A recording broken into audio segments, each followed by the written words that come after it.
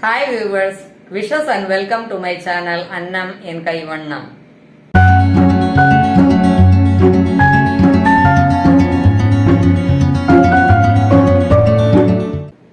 காலையில் நம்ம எவ்வளவுதான் அளவு பார்த்து சமையல் பண்ணினாலும் சில சமயம் சில டிஷ்ஷஸ் மிஞ்சி போயிடுது. அதை மேக்கப் சமையல் மூலமாக நம்ம ஃப்ரெஷ் டிஷ்ஷாக கன்வெர்ட் பண்ணலாம். காராமணி மேக்கப் செய்ய தேவையான பொருட்கள்: வெள்ளை காராமணி, சுண்டல் காராமணி, உப்பு போட்டு ஒரு 6 மணி நேரம் ஊற வச்சுட்டு 4 விசிலுக்கு வேக வச்சு வச்சுருக்கேன். காலையில் மீந்து போன சாம்பார், தக்காளி, 1 ஸ்பூன் தனியாத்தூள், 1.5 ஸ்பூன் சாம்பார் பொடி, கருவேப்பிலை, உப்பு, பெருங்காயம், 1/2 ஸ்பூன் எண்ணெய், சமையல் எண்ணெய். தக்காளியை சின்ன ஜாரில் போட்டு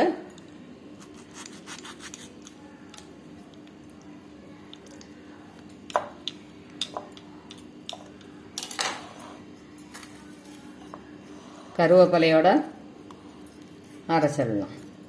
நல்லா மையாக அரைச்சிக்கணும். டொமேட்டோ பியூரி பண்ணிட்டோம். ஃபஸ்ட்டு ஒரு பாத்திரத்தில் இந்த வேக வச்சு வச்சுருக்கோம் இல்லையா, அந்த காராமணியை போட்டுடலாம். தனியாத்தூள், சாம்பார் பொடி, கொஞ்சம் தண்ணி ஊற்றி அடுப்பில் வச்சு கொதிக்க விடலாம். 2 மினிட்ஸ் கொதிச்சிடுச்சு. இப்போ இந்த தக்காளியை பியூரி பண்ணி வச்சுருக்கோம் இல்லையா, அதை இது கூட கொட்டிடலாம்.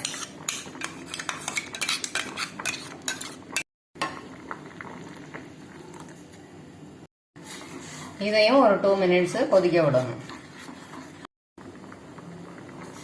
2 மினிட்ஸ் கொதிச்சிடுச்சு.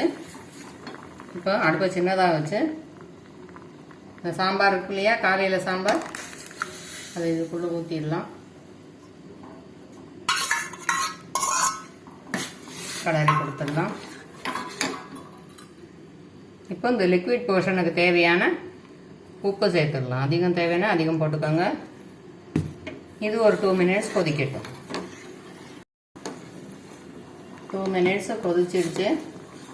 இப்போ அடுப்பு ஆஃப் பண்ணிடலாம். இப்போ தாளிச்சிடலாம். அடுப்பில் கரண்டியை போட்டு 1 ஸ்பூன் எண்ணெய் ஊற்றிடலாம்.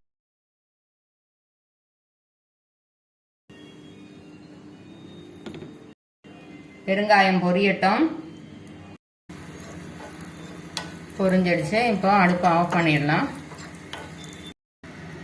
இப்போ காராமணி மேக்கப்பில் இதை கொட்டிடலாம்.